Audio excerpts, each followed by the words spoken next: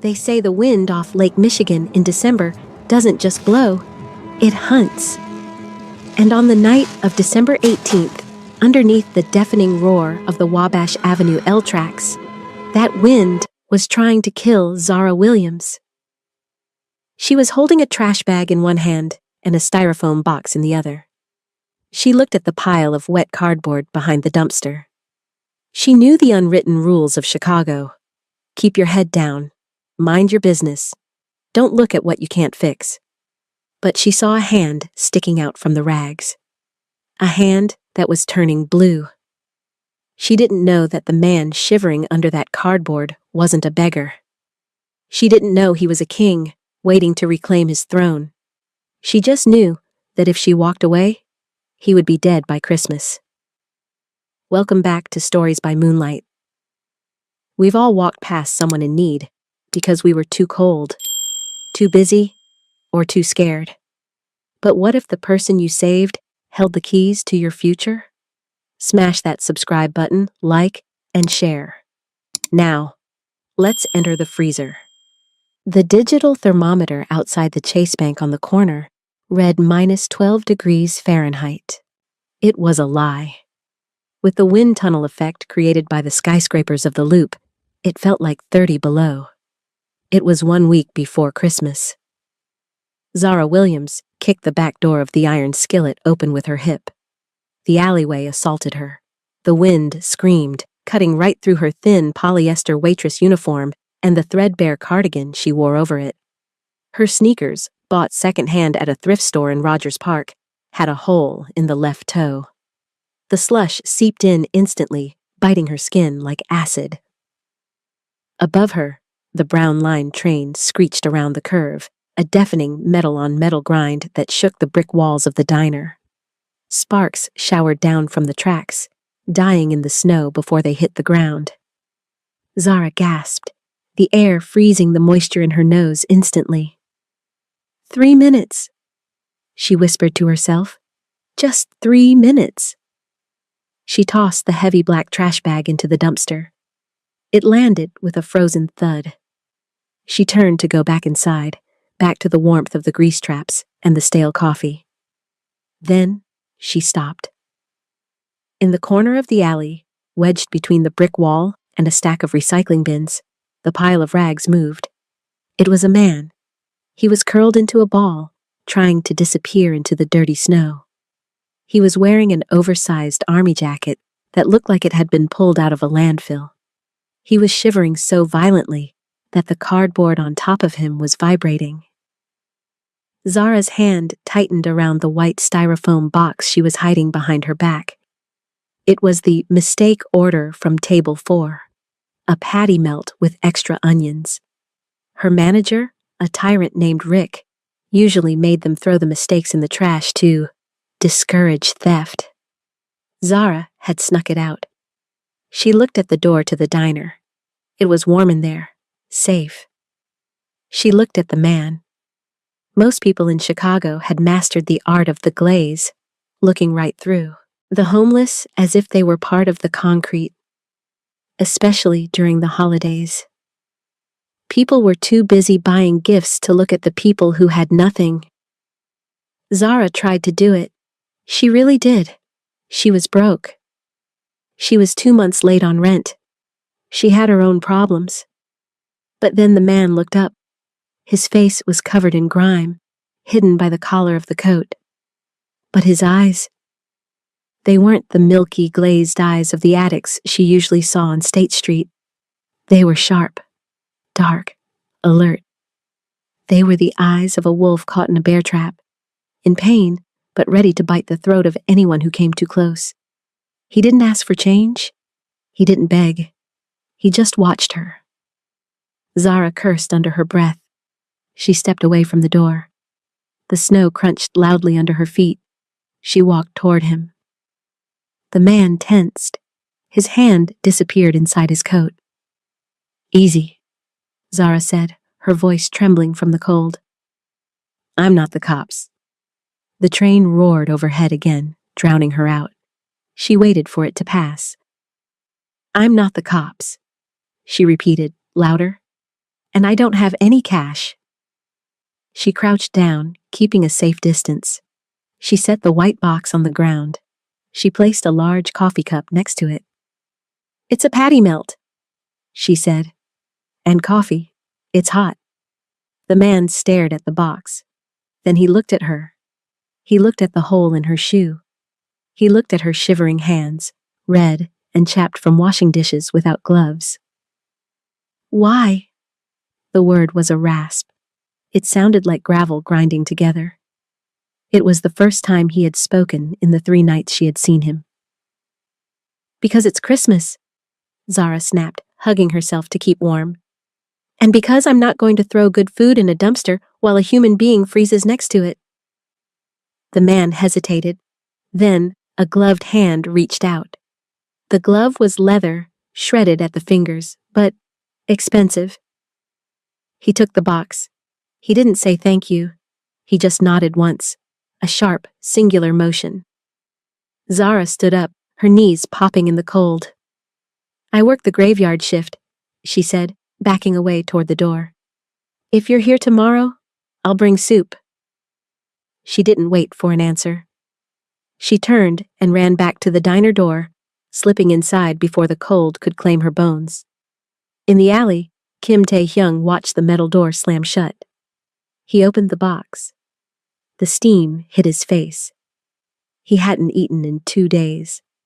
He took a bite, the grease and the onions tasting better than any Michelin star meal he had eaten in Seoul. He looked at the door where the girl had vanished. He was being hunted by half the underworld of Chicago.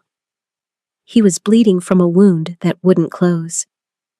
He was supposed to be invisible. But the girl with the hole in her shoe had seen him. And for the first time since his exile began, the monster didn't feel like dying. Zara has nothing. She is freezing, broke, and scared. Yet she shares what little she has with a stranger.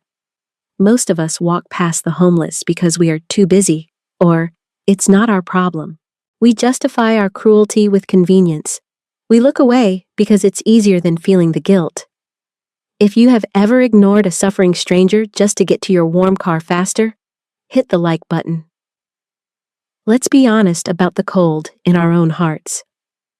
The routine lasted for 4 nights. Every night at 3 a.m., Zara brought food. Every night, the man in the alley took it in silence.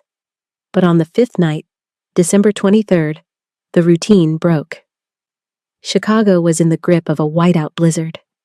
The city was burying itself. Inside the diner, the radio was playing a tinny version of All I Want for Christmas Is You. Outside, the world was ending. Zara kicked the back door open, holding a bowl of potato soup. "Hey!" she called out, her voice snatched away by the wind. "I brought—" She stopped. The cardboard shelter had collapsed under the weight of the snow. The man wasn't huddled underneath it. He was face down in the slush, about 5 feet away from the dumpsters, like he had tried to crawl toward the door and failed. The snow around his midsection wasn't white. It was a dark, violent crimson. "Hey!" Zara dropped the soup. It splattered against the ice, steaming. She didn't think about the danger. She didn't think about the fact that he was a stranger twice her size. She ran to him. She fell to her knees in the slush, grabbing his shoulder. "Sir, can you hear me?" He groaned, a low, animalistic sound of agony. She turned him over. His face was gray.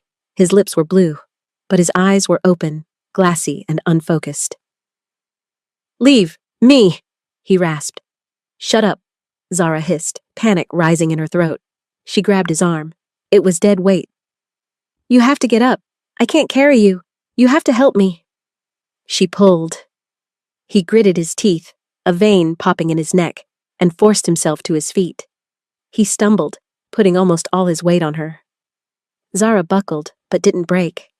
She dragged him, a massive, freezing weight, toward the diner. She didn't take him into the kitchen. Rick, the manager, would fire her on the spot. She dragged him into the vestibule, the small, concrete airlock between the alley door and the kitchen. It smelled of wet mops, bleach, and old grease, but it was heated. She let him slide down the wall until he was sitting on the concrete floor. He was shivering uncontrollably now. "Where are you hurt?" He didn't answer. His head lolled back against the cinder blocks. Zara's hands were shaking, but her instincts took over. She unzipped the filthy army jacket. Underneath, he was wearing layers of grime. She grabbed the heavy kitchen shears hanging on the mop rack. "I'm sorry," she whispered. "I have to cut it." She sliced through the tattered sweater, then the shirt. She gasped. Under the filth of the alley, the man wasn't wearing rags.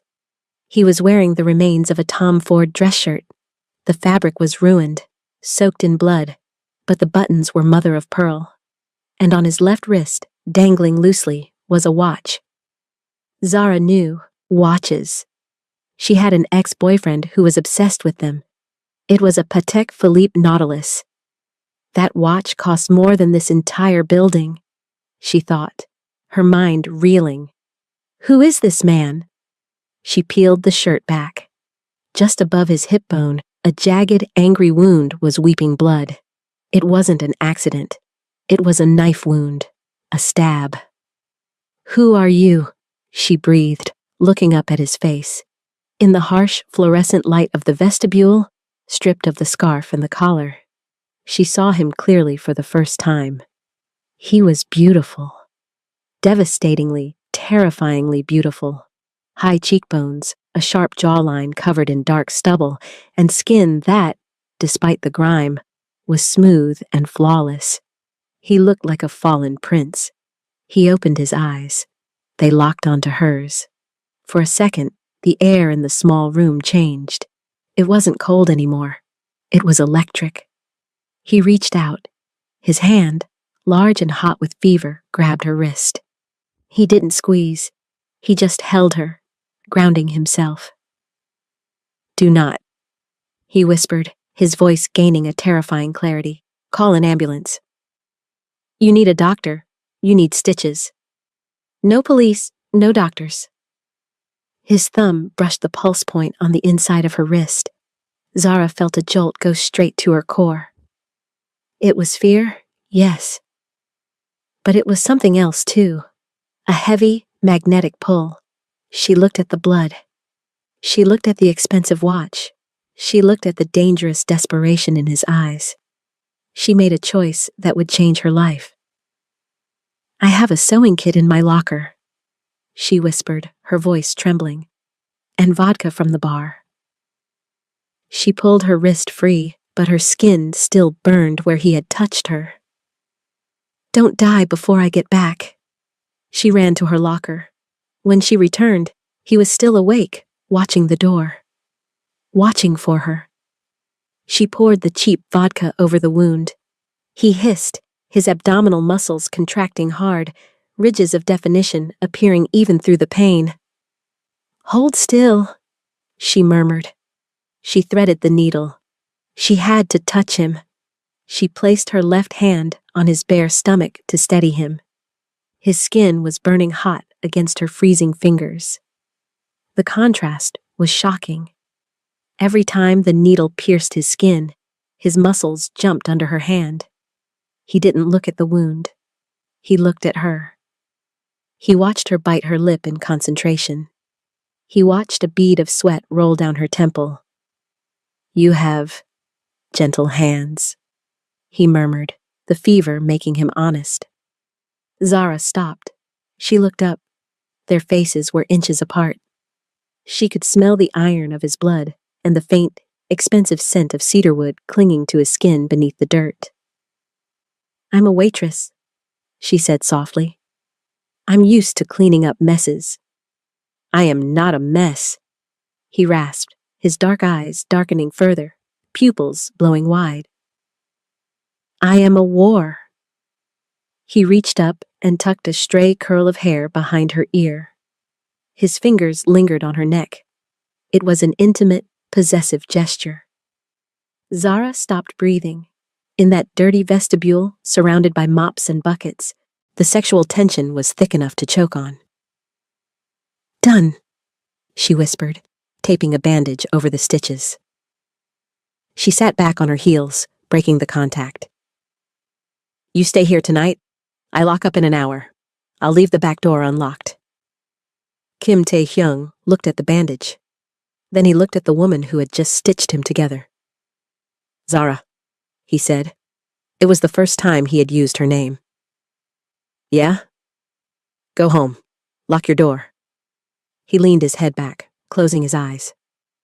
"The people looking for me, they don't leave witnesses." 2 days passed. Christmas Day. The city of Chicago was silent, buried under 2 feet of fresh snow. The schools were closed. The banks were closed. But poverty doesn't take a holiday. In her studio apartment in Rogers Park, Zara was wearing every piece of clothing she owned. The radiator had hissed its last breath 3 hours ago. She sat on her mattress, staring at the front door. She wasn't waiting for Santa. Bam! Bam! Bam! The wood of the door shuddered. Dust fell from the frame. "Zara, open up!" It was Eddie. Eddie wasn't just a landlord. He was a bottom feeder who loaned money at 40% interest to the desperate waitresses and single moms of the neighborhood. Zara owed him 2 months' rent, plus the late fees he made up on the fly. "Go away, Eddie," she screamed, grabbing a kitchen knife. "I get paid on Friday." "Friday isn't Christmas, sweetheart. I got gifts to buy." Crack.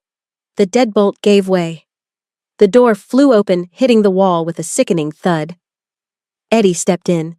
He was a thick, sweaty man in a cheap leather jacket. He wasn't alone.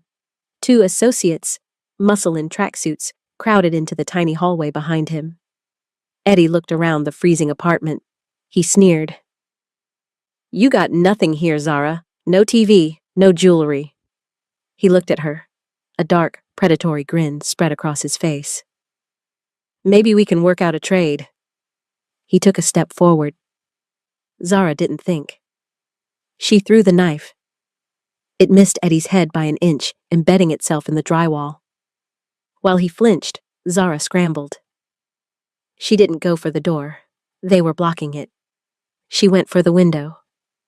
She threw the sash up, the freezing wind blasting into the room. "Get her!" Eddie roared. Zara climbed out onto the rusted fire escape. The metal was coated in black ice. She slipped, her shin slamming against the iron railing. She screamed but kept moving. She slid down the ladder, dropping the last 6 feet into the snowy alley behind her building. She landed hard, rolling in the slush. She didn't have her coat. She was wearing gray sweatpants and a thin hoodie. She scrambled to her feet and ran. She didn't run to the police station. The cops in this neighborhood didn't come for girls like her. She ran to the only person who had looked at her with something other than pity or hunger. She ran to the diner. She sprinted 3 blocks to the Red Line station, jumping the turnstile. She rode the train south to the loop, shivering so violently her teeth chattered like gunshots. "He will help me," she thought. "He warned me. He knows about bad men." She got off at Wabash. She ran down the stairs, her feet numb blocks of ice. She turned the corner into the alley behind the iron skillet. "Hey!" she screamed, her voice raw. "Hey, are you there?" She ran to the spot behind the dumpsters. "I need help. They're chasing me, please." She skidded to a halt. The alley was empty. The cardboard was gone. The snow had been swept clean. There was no sign of the man. No sign of the blood. No sign of the king. He was gone. "No," Zara whispered, falling to her knees in the snow. "No, no, no." She clawed at the empty ground as if she could dig him up. "You said you owed me," she sobbed, the betrayal cutting deeper than the cold. "You said you owed me." Tires screeched at the mouth of the alley. Zara turned. Eddie's beat-up sedan blocked the exit. Eddie stepped out, holding a baseball bat. He tapped it against his palm. "You throw a knife at me, Zara?" He walked toward her, crunching the snow. Nowhere left to run, sweetheart. No knights in shining armor out here. Zara backed up until her spine hit the brick wall. She was trapped, alone, frozen. She closed her eyes, the image of the man's dark, intense eyes flashing in her mind one last time. You liar. She gave everything she had to save a stranger. She risked her job, her safety, and her heart. And when she screamed for help, the world was silent. It is the worst feeling in the human experience, reaching out for a hand and finding only empty air. If you have ever felt completely abandoned by the universe in your darkest hour, comment, "I am still standing." Prove that you survived the dark. Eddie raised the bat. Say goodnight, Zara. He swung, but he never finished the motion. Vroom! The roar wasn't a train this time. It was an engine, a massive, high-performance engine. Blinding white LED lights flooded the alley, turning the night into day. Zara threw her hands up to shield her eyes. Eddie froze, squinting into the glare. What the hell? A fleet of black Cadillac Escalades, 4 of them, screeched into the alley, blocking both ends. They moved with military precision, boxing Eddie's sedan in like a toy car. The doors flew open, men poured out. They weren't cops. They were worse. They wore sharp black suits under heavy wool trench coats. They moved silently on the snow. In seconds, 12 red laser dots appeared on Eddie's chest. Eddie dropped the bat. It clattered on the ice. Who are you people? He stammered, backing away. I'm just collecting rent. The back door of the lead SUV opened. A man stepped out. He didn't look like the ghost from under the cardboard. He was clean-shaven. His hair was slicked back, jet black and sharp. He was wearing a long, black cashmere coat with a silver fox fur collar that looked soft enough to sleep on. He wore black leather gloves. He walked through the slush like he owned the pavement. He walked right past Eddie. He didn't even look at him. He stopped in front of Zara. She was pressed against the brick wall, shivering, tears freezing on her cheeks. She looked at him, at the sharp jawline, the expensive coat, the power radiating off him in waves. You, she whispered, her teeth chattering. You came back. Kim Tae-hyung didn't speak. He unbuttoned his cashmere coat. He took it off. The cold hit him, but he didn't flinch. He draped the heavy, warm coat over Zara's shoulders. It engulfed her. It smelled of cedarwood, expensive cologne, and safety. He buttoned it under her chin with his gloved hands. I told you, he said, his voice deep and smooth, the gravel rasp gone. I pay my debts. He turned around. He looked at Eddie. Eddie was shaking now, and it wasn't from the cold. He looked at the laser dots on his chest. He looked at the man who had just crowned the waitress. Look, man, Eddie squeaked. I didn't know she was with you. She owes me money. She's a nobody. Tae-hyung tilted his head. He looked at his head of security, a massive man named Kai. He says she is a nobody. Tae-hyung walked over to Eddie. He stopped inches from his face. You are holding a weapon, Tae-hyung said calmly, in the presence of my queen. I didn't. Tae-hyung turned back to Zara. Did he touch you? Zara shook her head, clutching the lapels of the giant coat. No, but he kicked my door down. He has my cat. Tae-hyung nodded. He turned to Kai. Find the cat, he ordered, his tone bored as if ordering lunch. Then break his hands. What? Eddie screamed. And his business, Tae-hyung added, walking away. Burn it down. Tonight. Yes, boss, Kai said, as 2 men grabbed Eddie and dragged him screaming toward the shadows of the dumpster. Tae-hyung walked back to Zara. He didn't ask if she was okay. He knew she wasn't. He bent down and swept her up into his arms. Zara gasped, instinctively wrapping her arms around his neck. The wool of his suit was soft against her cheek. Where are we going? she whispered against his ear. He carried her toward the warm, open door of the Escalade. "It's Christmas, Zara," he said, stepping into the car. "I'm taking you to the North Pole." The door slammed shut, sealing out the cold, the wind, and the sound of Eddie's screams. The ride to the St. Regis Chicago was silent, but it wasn't empty. Tae-hyung held Zara's hand the entire way. He didn't caress it. He gripped it, as if he were afraid she might dissolve back into the snow. The elevator ride to the 92nd floor was a blur of gold and mirrors. When the doors opened, Zara gasped. The penthouse was a glass castle in the sky. Floor-to-ceiling windows looked down on the frozen, glittering grid of Chicago. The Chicago River was a black ribbon far below. It was warm here. It smelled of vanilla and expensive leather. "Go to the bathroom," Tae-hyung said, nodding toward a set of double doors. "I will be there in a moment." Zara walked in. It wasn't a bathroom. It was a spa carved from white marble. In the center was a massive soaking tub. She caught her reflection in the mirror. She looked like a wreck, sweatpants soaked in slush, hair matted, eyes wide with trauma. She felt ashamed.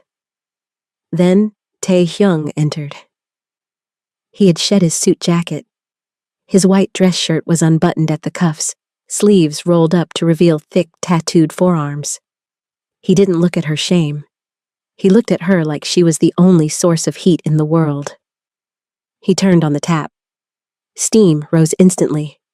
He poured something into the water, an amber oil that smelled of sandalwood. "Take off your clothes, Zara."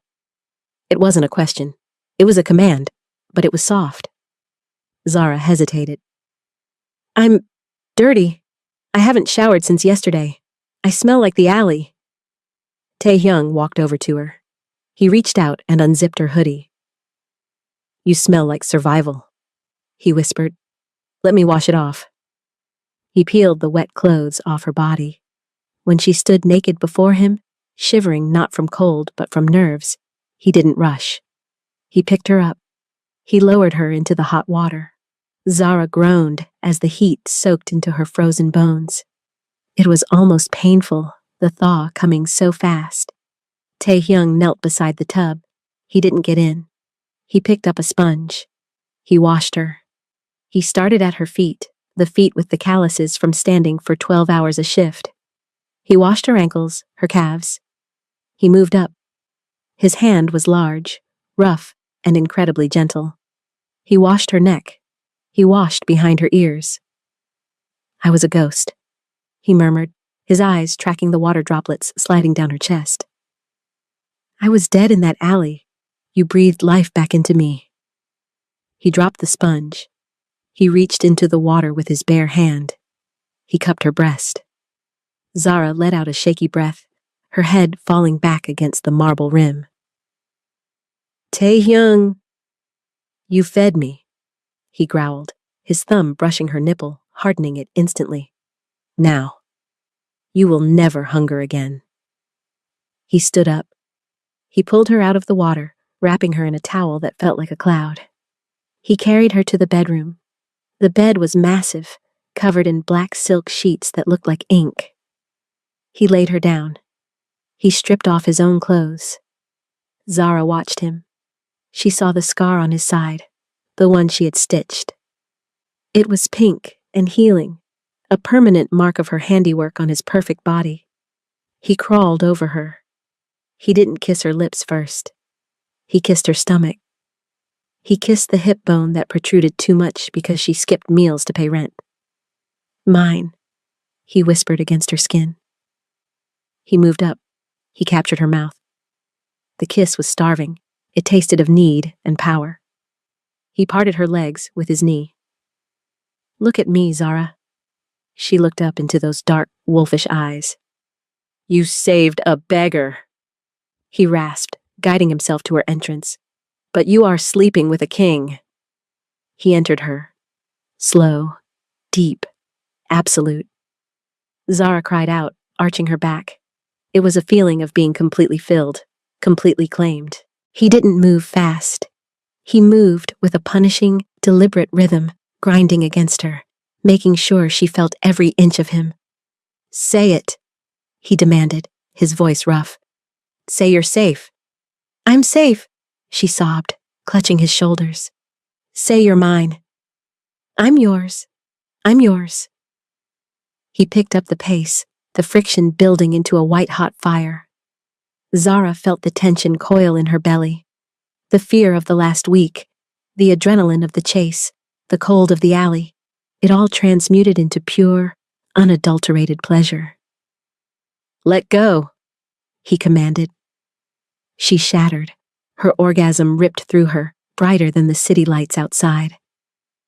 Taehyung followed her seconds later, groaning her name into her neck, his body shuddering as he poured himself into her. He collapsed on top of her, his weight heavy and grounding. He didn't roll away.